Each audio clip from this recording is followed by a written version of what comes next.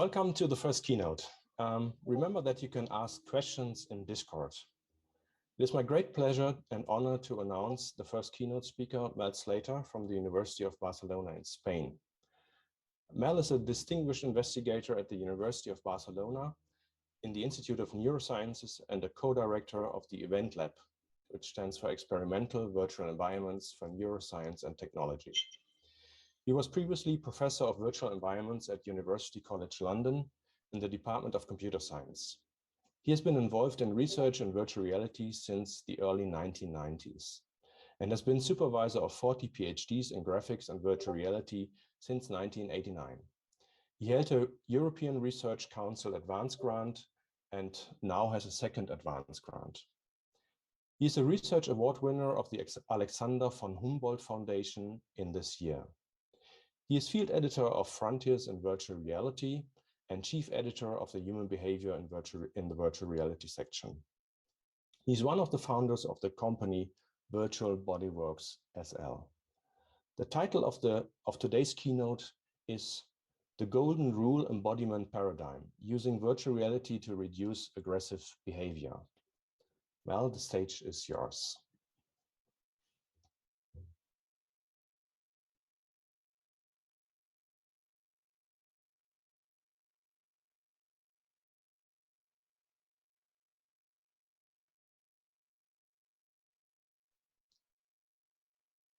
Okay, you're still muted, I think.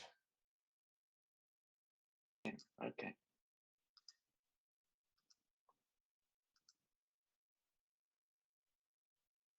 One more time. Okay.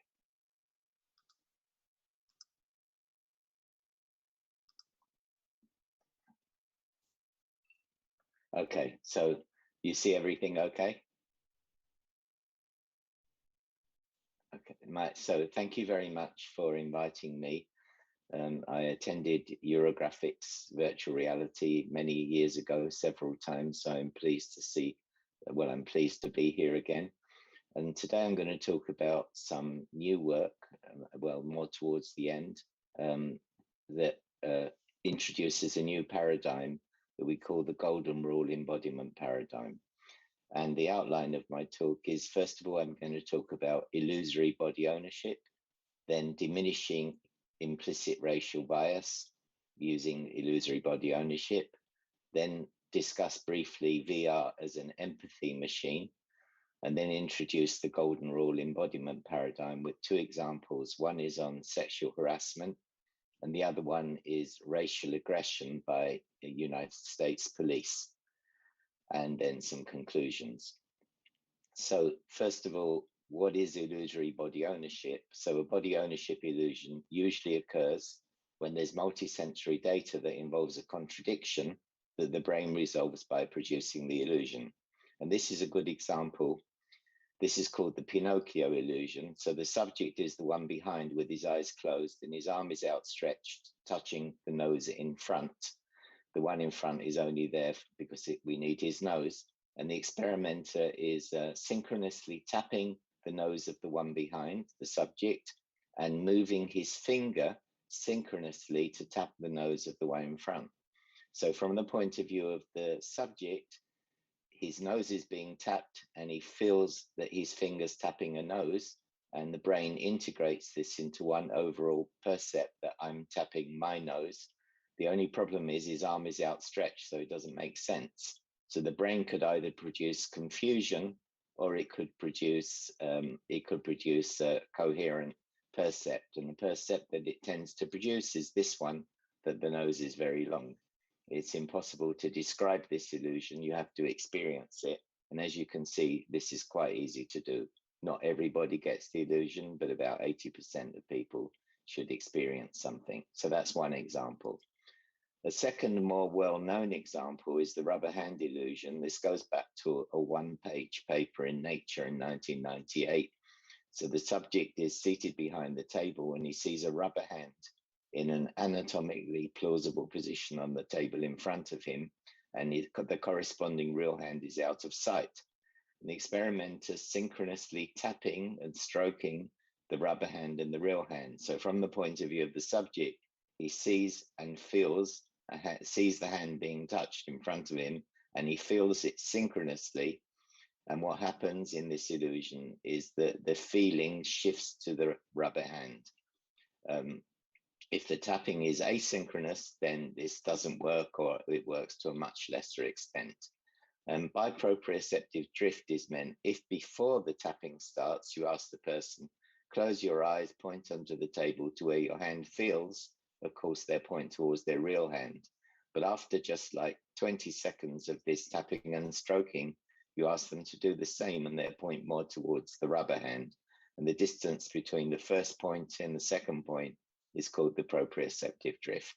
So this is how it looks. So the hand on the left is the rubber hand, is being tapped and stroked synchronously with the real hand. They're wearing white gloves just to make the two look the same.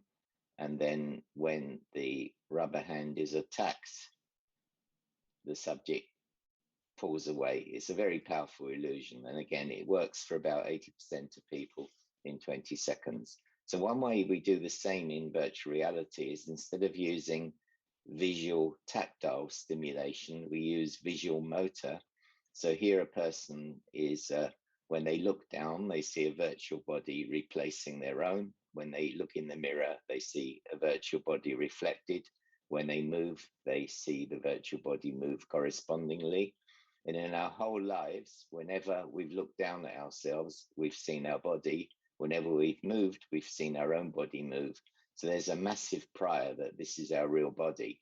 Of course, we know it's not true, but the brain can't but help give the illusion that this is your body. Again, it's an impossible illusion to describe. You have to experience it to appreciate it. And the same can be done with both visual tactile and visual motor. This is a double view of a virtual body. So it moves in real time with the person's real movements. And when the ball strikes the virtual body, they feel a little vibration on their real body in the corresponding part. So you can have both visual tactile and visual motor synchrony in virtual reality. So these body illusions in virtual reality were first investigated by Jaron Lanier in the late 1980s and early 90s. And he embodied himself as a lobster and moved the lobster body by reading off different muscle movements. And all this work was unpublished at the time.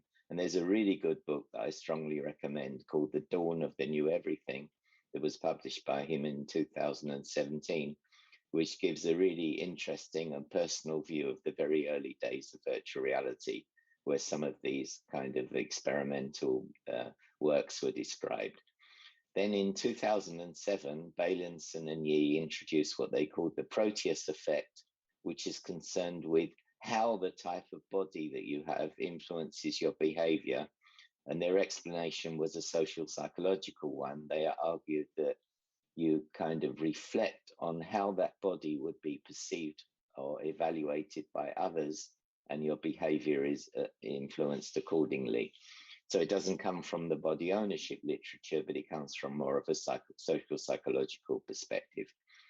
Then the rubber hand illusion was introduced in 1998, and we reproduced it in immersive virtual reality in 2008.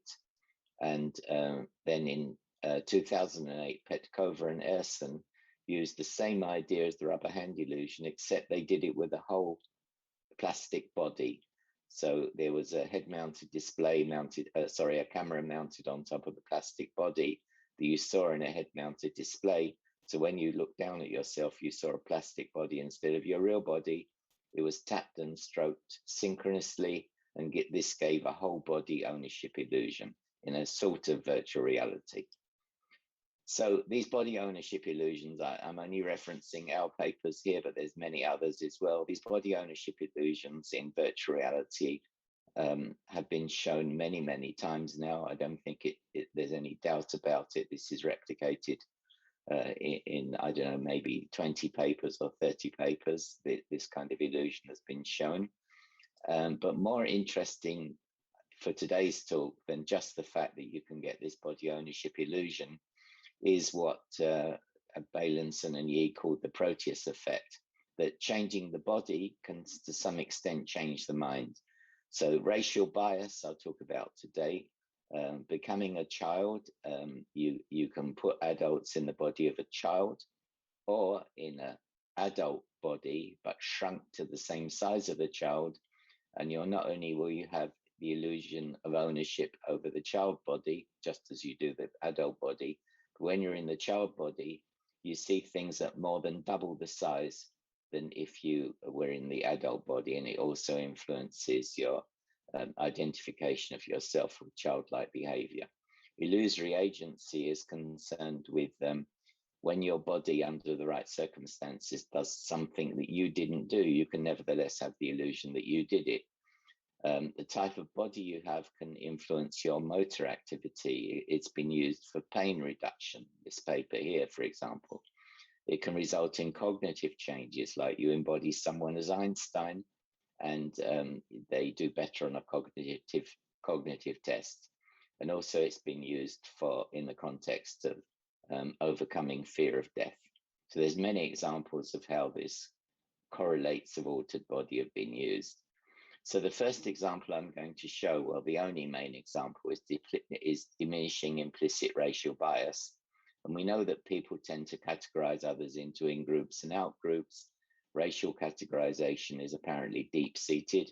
And years ago, we wondered whether embodiment techniques could influence this. And in particular, we use the implicit, we concentrate on implicit racial bias. This is racial bias, which is non-conscious. So it's not your explicit beliefs, but it's more to do with your implicit behavior. Like you go on a bus, and who do you unconsciously choose to sit next to, or choose not to sit next to? So implicit bias doesn't mean that a person is prejudiced, but it reflects their implicit biases, which are likely to be more socially determined. And to measure this, we use an implicit association test. If you're interested in this, if you just go on Google and you type implicit association test, Harvard, you'll see many, many examples of this. So how does this test work? It's very simple. It's a rapid response time test. So this is an American example, and it's using black and white, actually, in this case, children faces of children. So when you see this face, the idea is you very quickly have to select, is this African American or European American? So here you press the right button, and here you'd press the left button. And then the same is done with words. So here you would press the right button, honest, a pleasant word. Here you'd press the left button. And then they start mixing the categories. So here you should press the right button, and notice it's associated with the word pleasant. And here you should press the left button. Notice again, in this case, it's associated with the word pleasant. So the way the test works is that if black faces are paired with negative words and white faces with positive words faster than the other way around, in other words, pairing black faces with positive words and white faces with negative words, then this indicates bias. And it doesn't have to be used just for racial bias. There's many examples. The little picture on the right-hand side shows people comparing between Apple and Samsung, between innovative or traditional. And exactly the same structure of test is used for that. There's many, many different examples in the Harvard website. So in our first experiment, we embodied 4 groups of 15. They were embodied in an embodied dark skin body, or another group was embodied in a light skin body. One of my second bullet point should say EL, embodied light skin. Or they had no body, they just saw a body in a mirror that didn't move the same as them. Or they're embodied in a purple body, and that was a control condition, just as the no body one. But this control condition was to test that anything we found was to do with race and not just to do with difference. So they looked in, they moved, the body moved with them, they saw it in a mirror, and basically they had no tasks to do except stand there and move for a while. What we found, so first of all, beforehand, is that the IAT, the implicit association test, was measured.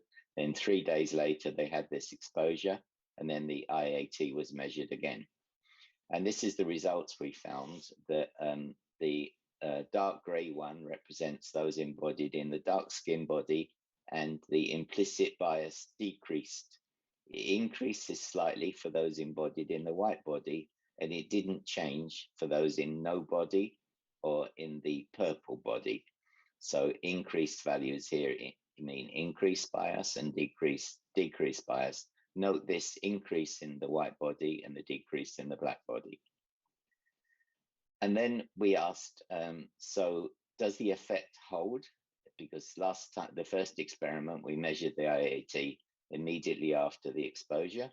And second, we asked whether there's an effect of multiple exposures. So is one exposure enough, or do you need to do this several times? So here we carried out a second experiment, again, between groups. There were 3 different groups. So they had the IAT measured. 1 week later, they came back and they did the exposure. And then 1 week after that, they did the post-IAT. So it wasn't measured immediately after, but we waited 1 week. The second group had 2 exposures. They had the first exposure after 1 week. After 2 days, they had the second exposure, and then the post-IAT after a week. And the third group had 3 exposures. And the context of this was a Tai Chi lesson, which I'll show you in a minute. And so there were 90 participants in this between groups experiment. So this is how the scenario looked. So first of all, they, for some reason, this video is not working, so I'm just going to wind it forward. So first they have a session where they're embodied in a white body, and they just practice that, or in a black body. And then their real task is to follow the Tai Chi teacher and follow the Tai Chi teacher's movements. And this gave a reason for why some of them had to come back 3 times. And also it gave them a reason for looking in the mirror and for looking at their own body. So it was just body is working now. So it was just this body movement following the Tai Chi teacher. And what we found is, first of all, let's look at the subjective illusion of body ownership. The bluish colored bars are answers to the question, how much did the body seem like as if it was your body? And as you can see, irrespective of whether they did 1, 2, or 3 exposures, or whether they were in the black body or the white body, the scores are pretty high. So it ranges from -to +3. All the medians are well above the 0 level, and all but one of the interquartile ranges are above the 0 level. Whereas 2 bodies is a control question. How much do you feel you had 2 bodies? We don't want them to feel they had 2 bodies. We want them to feel they had 1 body, the virtual body, and correspondingly, the scores are low, much lower than the other one. Mirror is how much did the body you see in the mirror seem to feel like it was your body? Same results as before.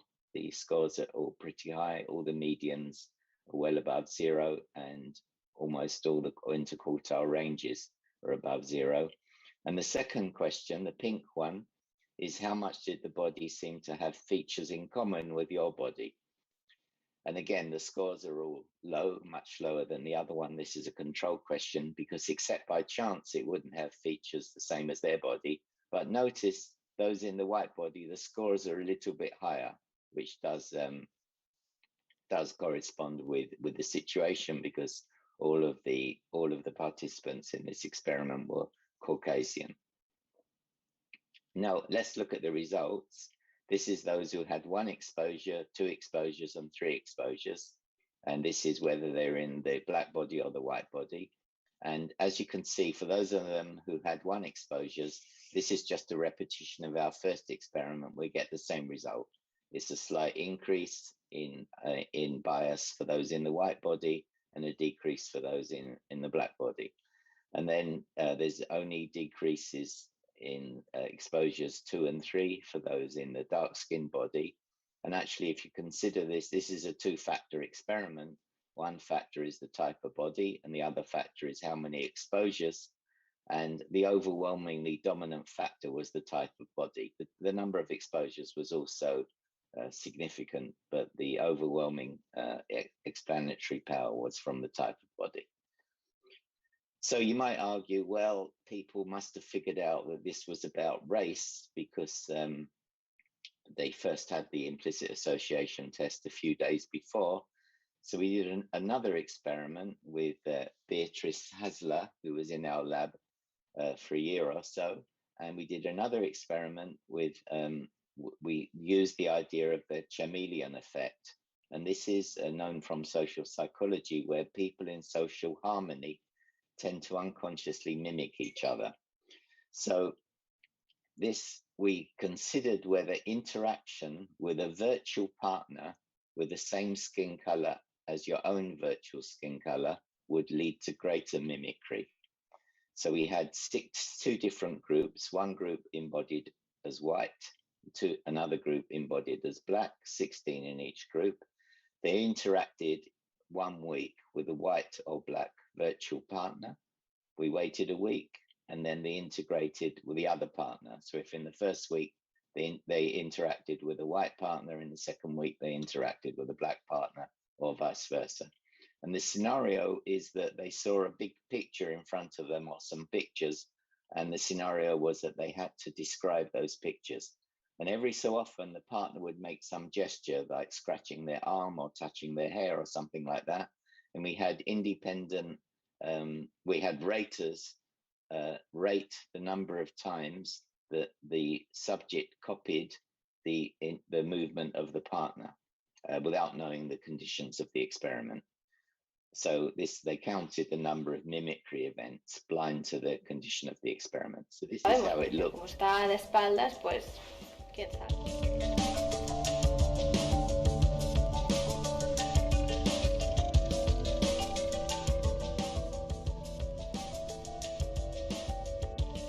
So you'll see every so often, this is the virtual partner.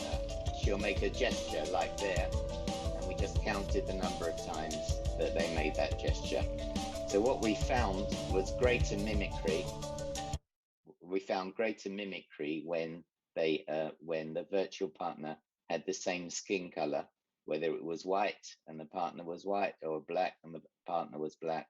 They tended to mimic them more when they had the same virtual skin color. So this one didn't involve whether we did measure IAT, and we got the same results as before, but this was an independent measure. The subjects didn't even know that we were measuring this number of mimicry events. So overall, with racial bias, the same time as we were doing our first experiment, the group in Royal Holloway in London, led by Manos Sakiris, the experiment carried out by Meister, they used just a rubber hand, but it was a black rubber hand or a white rubber hand, and they found the same kind of results as us. That if you had the black rubber hand, then your implicit bias decreased, but it didn't with the white rubber hand. So we got together and reviewed both of our sets of results, and this was published in Trends in Cognitive Science. And this implicit racial bias test in a neutral or positive situation has been found at least 5 times. And it's based on the disruption of associations. So body type and the attributes of your body as a result of white into black embodiment. There's also a neural network-based model that reproduces results, and this is published in Beda 2019 Cognition. However, there is a counterexample.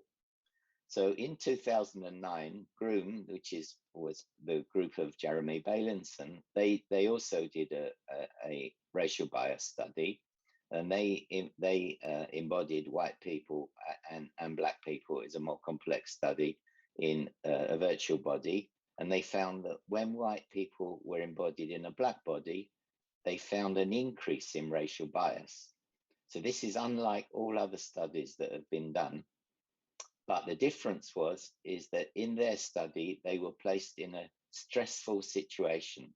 The scenario they were in wasn't just like doing nothing or just standing there looking in the mirror or having your arm tapped or something like that. They were part of a job interview.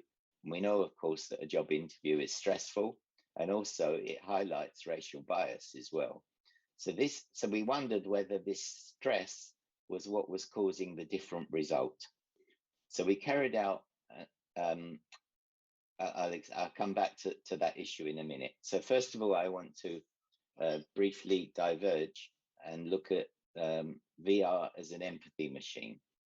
So the idea of virtual reality as an empathy machine, it's a bit similar to the last experiment I just described, where you put people in a black body, white people in a black body, and then they're subject to a job interview. It's a bit similar to that. You place in the VR as an empathy machine. The idea is that you place people in the body and circumstances of a disadvantaged group, and then you subject them to the typical indignities experienced by that group. And of course, this induces stress. But the idea of VR as an empathy machine is this should then make the person more empathic and therefore change their behavior towards that group. And there's some really, really nice work done on this. For example, Noni de la Peña, she's done several of these types of things, but this one is particularly interesting, where she put people in a hunger line in Los Angeles where they were waiting to get food from like a food kitchen. And somebody in the line, virtual person, of course, was so hungry that they fainted. And she was just basically placing people in that situation. And the second one is very famous, by Chris Milk and Gabo Aurora, Clouds over Sidra. This was also sponsored by the United Nations and Samsung, where this was a 360 video where you saw the life of a girl named Sidra in a refugee camp in Sidra in Syria. However, there's potential problems with the idea of VR as an empathy machine. There's little evidence, like few studies, that support the idea that empathy is enhanced, or that improvements in empathy lead to any positive outcome. And empathy itself, I don't have time to go into it, is a complex phenomenon with many definitions and controversies. There's a really interesting book by Paul Bloom, Against Empathy, where he reviews many studies, and he shows that sometimes empathy can make things worse in terms of one's relationship with members of a minority group. There's a very good paper that lists a large number of these kind of empathy studies. The first author is Chris Bevan. And the other day I came across another paper by John Rueda and Francisco Lara, and he again looks at VR and empathy and reviews in some depth a number of studies and discusses the ethical issues. So our recent study, now we return to the problem that we found in the Groom and Bailenson study, where there was an increase in racial bias. In our study, we had two-factor, again, between groups experiment, where this time we had three different situations: a negative, neutral, or positive situation. And people were embodied in a white or a black body. And the scenario was that the participant was embodied and then stands amongst the crowd, which behaves in a negative, neutral, or positive way towards them. And the measurement was pre and post IAT. So here's how that looks, hopefully. So first of all, again, as usual, we have an embodiment period where they just stand in front of a mirror and they move. So this is someone embodied as black. This is someone embodied as white, the same thing. And then the scenario starts. Just wind this forward a bit. So this is a neutral crowd. The neutral crowd, you're just standing there in the street and they don't do anything in particular. There's a whole pretext set up in this experiment about why you happen to be standing in the street, but that's not relevant for the moment. So this is the neutral crowd. Then there's a positive crowd, and some of them acknowledge you. As they walk by, they may nod and smile, and they just acknowledge you. You're not there, kind of standing there invisible. And the last one that we'll see is the negative crowd.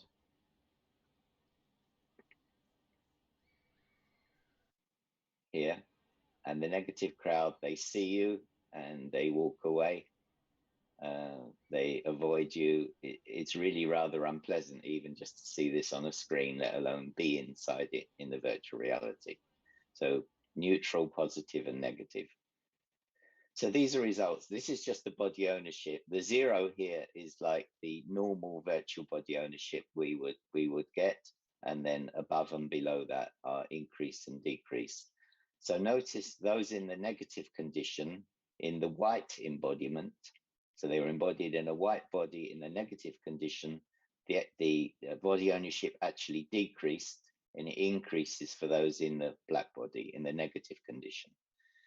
For those in the positive condition, there's nothing happens. It's just the same as we would normally expect. And for those in the neutral condition, this is like our normal type of experiment. It increases a bit for those in the white, and it decreases for those in the black. This is now the IAT, not the subjective illusion of body ownership. So this is the IAT. So for the IAT in the neutral condition, it increases as usual a bit for those in the white and decreases for those in the black. The positive, there's no real change for those in the white, and it decreases for those in the black.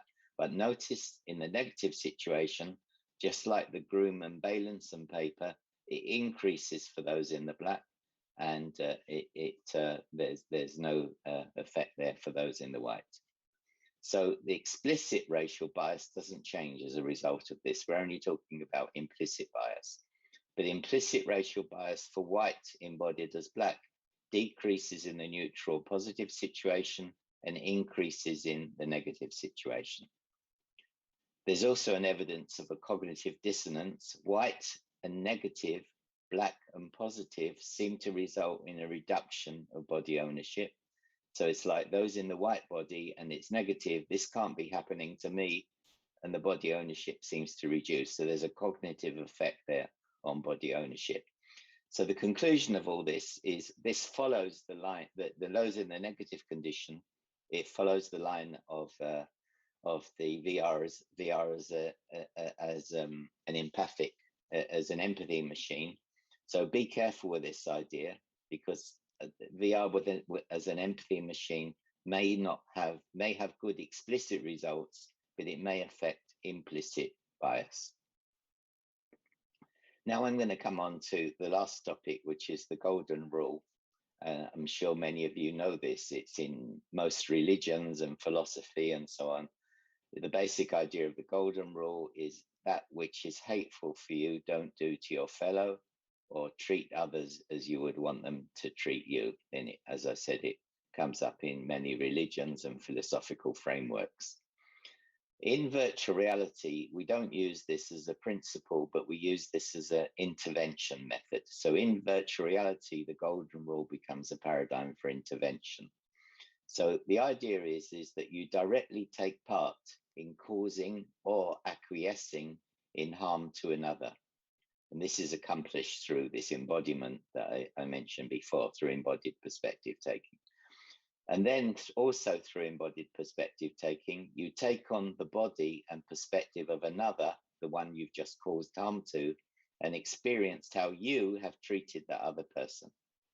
So the golden rule embodiment paradigm is you're involved in an action that causes harm to another, the victim. It may be you're directly involved or you just acquiesce in it. Someone else is doing it and you acquiesce. You then experience the scenario again from the standpoint of the victim. And then a bit later, maybe a week or two later, there's a test. You're involved in another scenario that also causes harm to another. And the test is, how do you respond? So in experimental settings, there's normally a control group who experience the original scenario again, but not from the embodied perspective of the victim. And I'm going to show two examples of this. So the first one is sexual harassment. You're in a group this is men only, and you're in a group of with other men. And the idea is that you may engage in general, you may engage in behaviors that the group is encouraging that you wouldn't do alone. So the context here is sexual harassment of a woman by a group of men. And the question was whether their later behavior would be different depending on whether they experienced the situation as part of the male in-group the second time round or as a female victim. So I'll explain this here by this picture. So first of all, you're embodied in the one in the bottom right-hand corner, the one with the arms up. They see themselves reflected in the glass. They're in a cafe outdoors. They're in amongst a group of men. And eventually the conversation amongst the group of men focuses on this woman, and they start telling the woman to come and join them, and she says no, she refuses. And then the harassment increases more. And then the second time round, you experience this either as the woman, so you see again the behaviors that you personally, as well as the other virtual ones, had engaged in. So you experience it either from that perspective or from a perspective of this one. So two different situations. So there's three conditions in this experiment. 20 people first experienced it as one of the men and then as the woman. Another 20 men experienced it as another member of the group the second time round. And then there was a control group who experienced being in the bar, but nothing happened.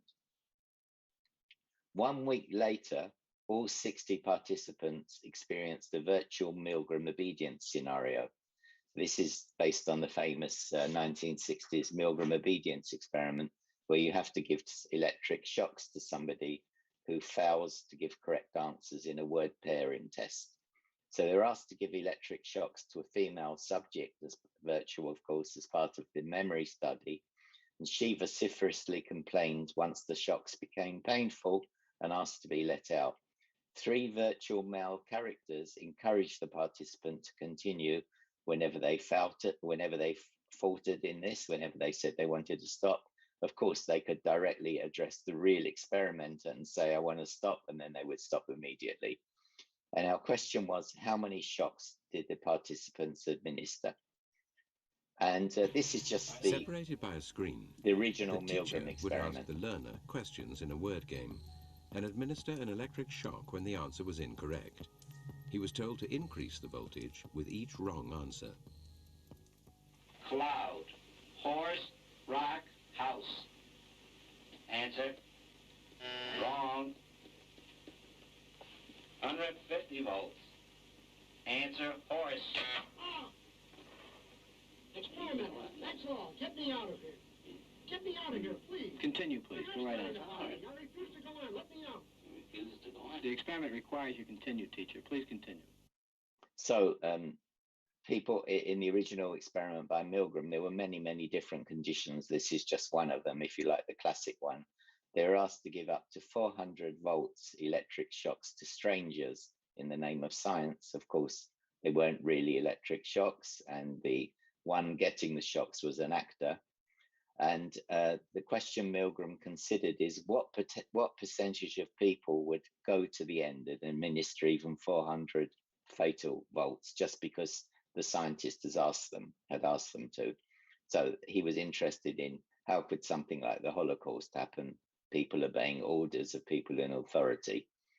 And it's a kind of pun, but the results were very shocking. So in this particular condition, 60% of people went all the way to give 400 volts electric shock. And I don't think there's ever been a week since this experiment where it hasn't appeared somewhere in the news, something about it. If you just go on Google and you type Milgram experiment, you'll see quite up-to-date things where shows on television have reproduced it, various experiments have reproduced it.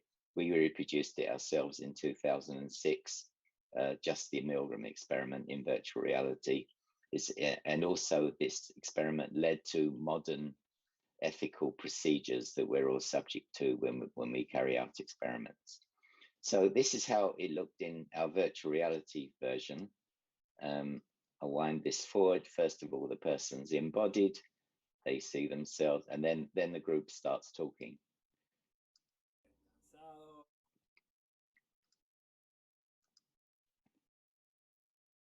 Well, I'll try and run this video. So it's just asking, like, how are you? He feels a bit stressed. And he asks the subject, what's your name? The subject will answer. Then he points out there's a woman across there. She's very nice, he says. Then he calls out to her, hi, beauty. She ignores them.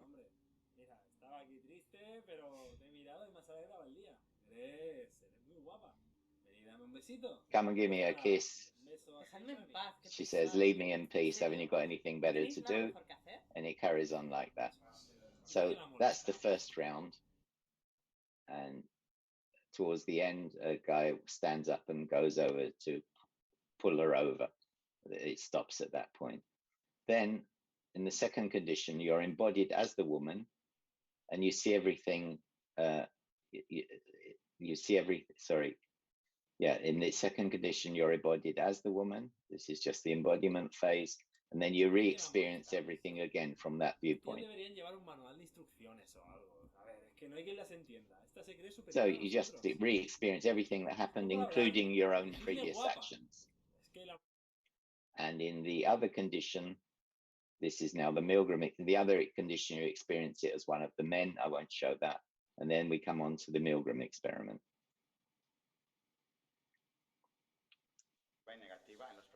So first of all, the virtual experimenters are explaining it to the subject. And I'll just wind this forward. So he's calling out some words and she has to guess the correct word associated with the word at top. So when she gets it wrong, she gets an electric shock. And then at some point she starts protesting, around about shock 8 or 9. She starts protesting and says, let me out of here. Let me go out. I never agreed to this, and so on. So these are the results. This is the number of shocks. For those in the group condition who experienced the second time round as one of the men, they tended to give all 20 shocks. For those in the woman condition, that changes quite dramatically. Could you try again? Sorry, that if you heard that, that was my Siri speaking from another computer. The second time round, those embodied as the woman, they tended to stop. The majority position was they tended to stop as soon as she started complaining, round about shock 9. And those in the control condition, it was between those two.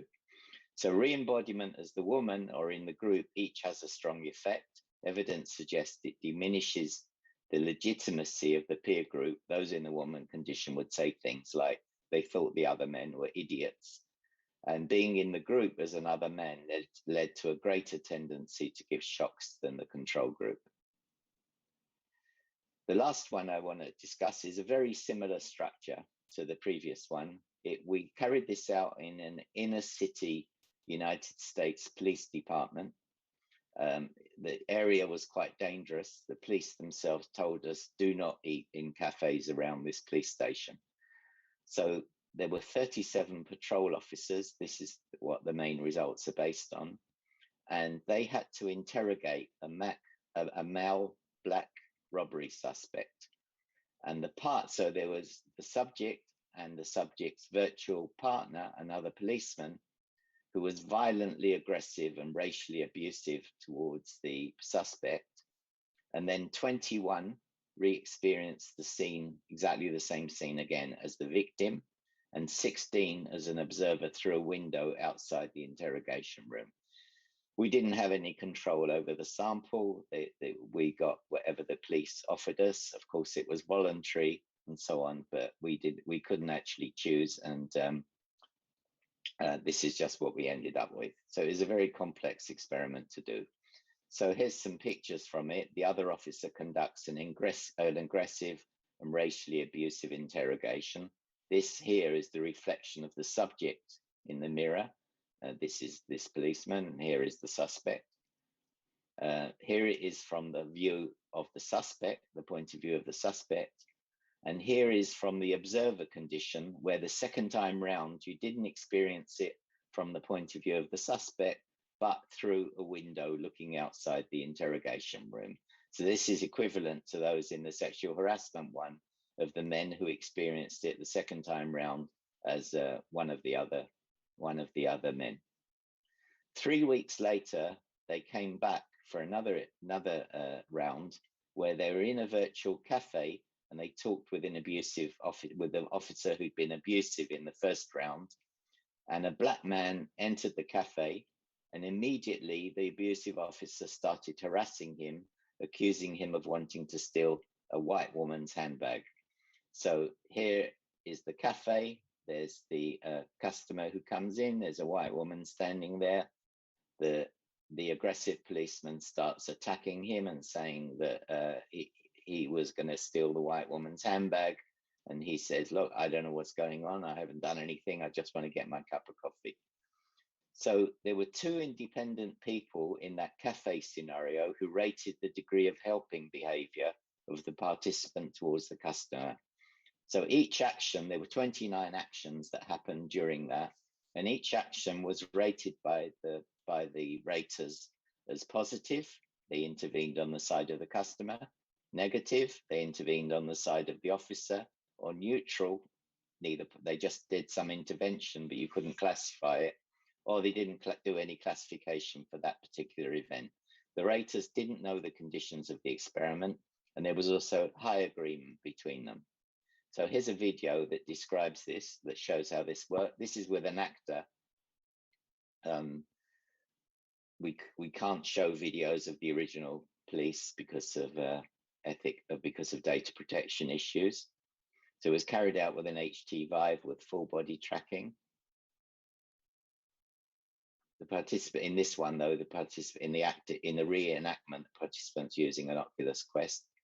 So first of all, they just have an embodiment period where they're in their bedroom at home and they look in the mirror and the radio's telling them some exercises to do.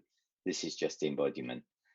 Then they start the experience with a briefing room with a police officer. This is a reflection in the mirror of the officer embodied, and the inspector comes in and he explains what's going on. I have an update about the jewelry store burglary this morning. We managed to pick up 2 subjects and we have some leads. We caught this guy 1 block west of the... So what do you say? I'll go handle the first subject and both of you go interview the second one?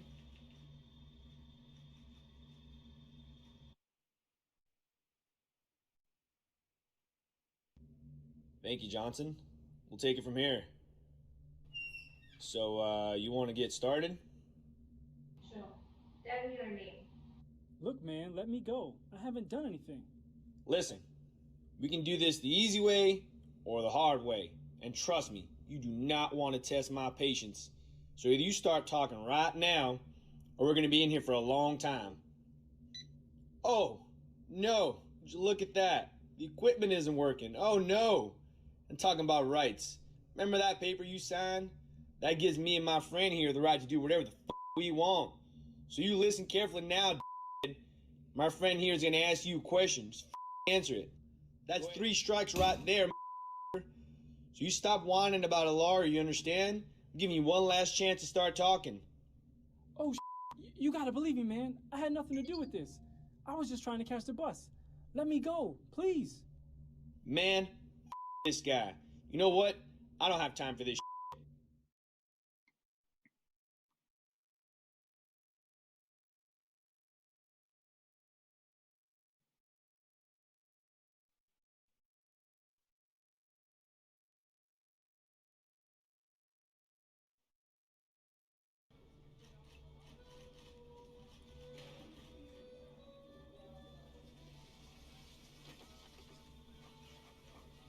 You.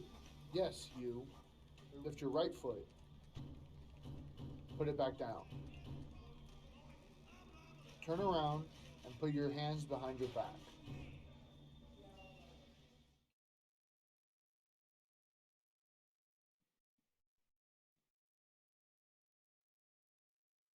Thank you, Johnson. We'll take it from here. So, you want to get started? Sure. Tell me your name. Look, man, let me go. I haven't done anything. Oh, no. Would you look at that? The equipment isn't working. Oh, no. Oh, you gotta believe me, man. I had nothing to do with this. I was just trying to catch the bus. Let me go, please. Man, this guy. You know what? I don't have time for this.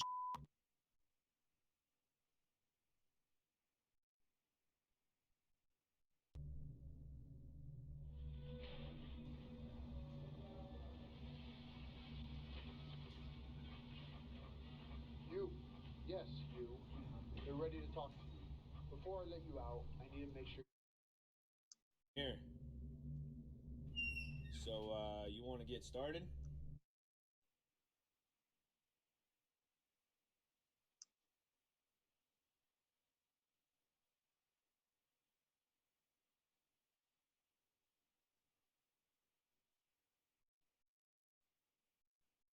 Hi, how you doing? Hey, I'm fine. How are you? Great. Been so busy, man. On my day off last week, went to see the game. You follow?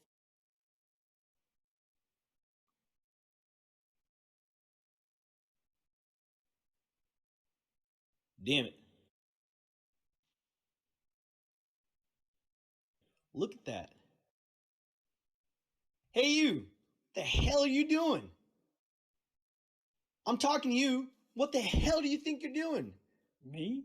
Look, I'm just here for my coffee, man. I don't want any trouble. Relax. Don't you tell me to relax. I saw you staring at that lady's bag. Come on, I wasn't staring at anything. Are you saying I'm lying then? You accusing me of lying? Nah, man. I don't know what to say. I'm just here for my coffee, and then I'll leave. Guy coming in here like he can afford a coffee from this place. Step away from that lady. But I haven't done anything wrong. Walks in here dressed like that. This is crazy. Are you seeing this? Let me go. Shut the up and do as I did say. Nothing wrong. What's your problem? Freeze on the ground now. So here's some of the results. These are the probabilities of the raters giving a positive code of the helping behavior in the cafe scenario. So this ones are those in the victim condition, and these are those in the observer condition. And this includes all the codes, including the non-classified one. But as you can see, the probability of a positive code is much higher for those in the victim condition. And this is excluding all the null codings, all the ones where they didn't do any coding at all. And as you can see, those in the victim condition, again, is much higher probabilities than those in the observer condition. So the probability that a helping behavior, or that a response was classified as helping behavior being greater than 80% was 0.23 in the observer condition and nearly 80% in the victim condition. So embodiment in this scenario experience from different perspectives is a powerful implicit learning technique. No one tells the participants what they're supposed to think. It's purely experiential. Self-distancing theory, for those into the psychology of this, may provide a partial explanation. But also what's really critical here is you don't just embody, like the VR as an empathy machine, you don't just embody someone in a situation of a disadvantaged group, but they actually experience it from two different embodied perspectives. And this is the key, I think. So one is they experience it as the one involved in causing the harm, and then they experience it from the point of view of the one to whom the harm was caused. So they get this double exposure, and I think this double exposure of the same events provides a new perspective, and it might be a powerful way to reduce violent behavior or harassment with many possible applications. For those of you who know this very famous movie called Rashomon, there's a violent event takes place, and then what the movie shows you, this is a Japanese movie from the 1950s, and I think it was reproduced in Hollywood as well, much later in the 70s or so. There's a violent event that happens, and then the movie takes you through experiencing or seeing that same violent event from the point of view of all the different characters involved. I think 5 different viewpoints. And our method that I'm talking about here is somewhat like that. And if you're interested in self-distancing theory, this is a reference. If you look up cross self-distancing theory, then you'll see many papers.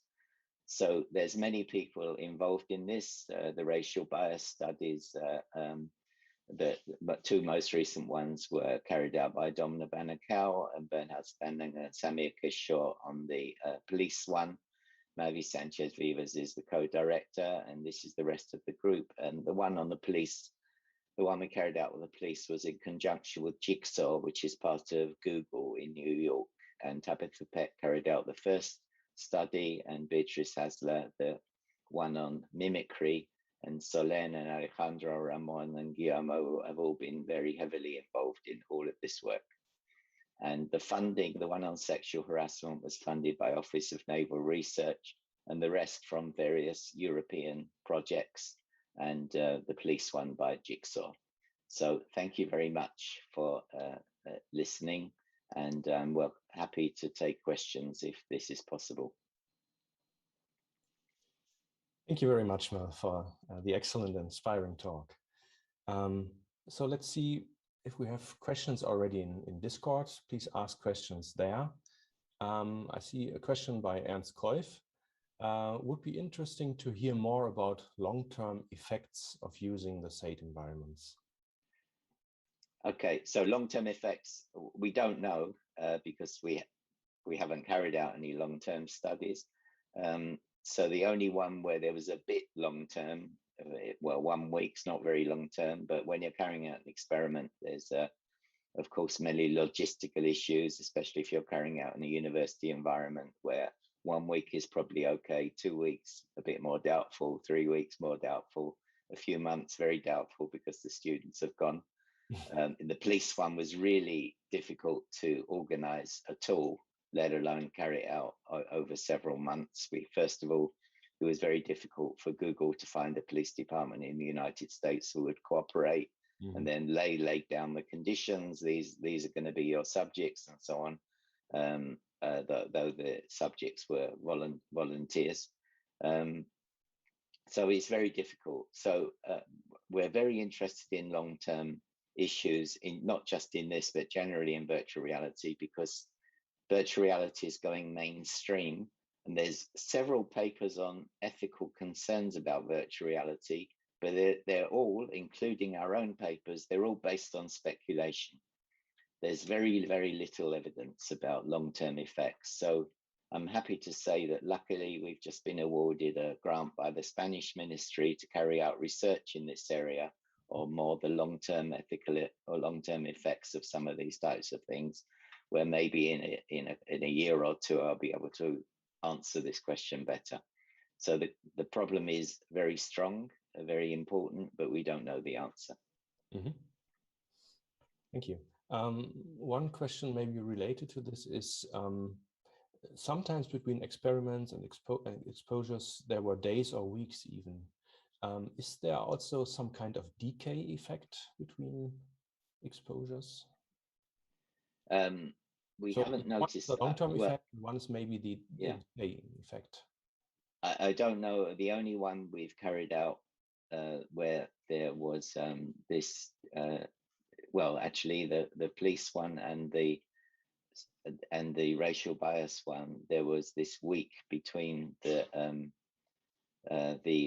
exposure and the measurement held up after a week. So we got more or less the same results as if we'd measured it immediately afterwards.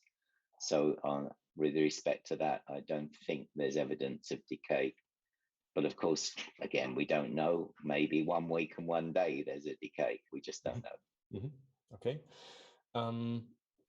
So when you experience a situation as a victim again, you not only hear and see in reality, but maybe also you are being touched by the guy who harasses you, and you can feel it also. This might increase also the understanding of what you did to others if you are in that role later on. Are you thinking of taking this into account later, maybe also? Yes, we are working with another group.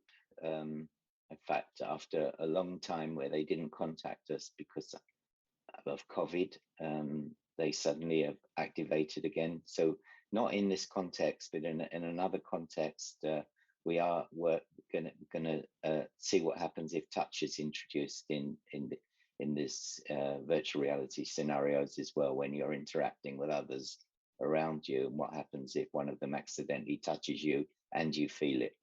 Yes. Another question by our other keynote speaker, Atike Shirai. Have you ever tested non-realistic avatars, or do you have any reason or hypothesis for the avatar looks? Yes. So, of course, none of the avatars look very realistic, but in one study or two studies that I haven't talked about today. So there's two halves of the answer to the question. So this is the first half. So in one study, we have avatars that are based on digital scans of the person. So when they go in the virtual reality and they look at themselves and they look in a mirror, they see a pretty good representation of themselves back.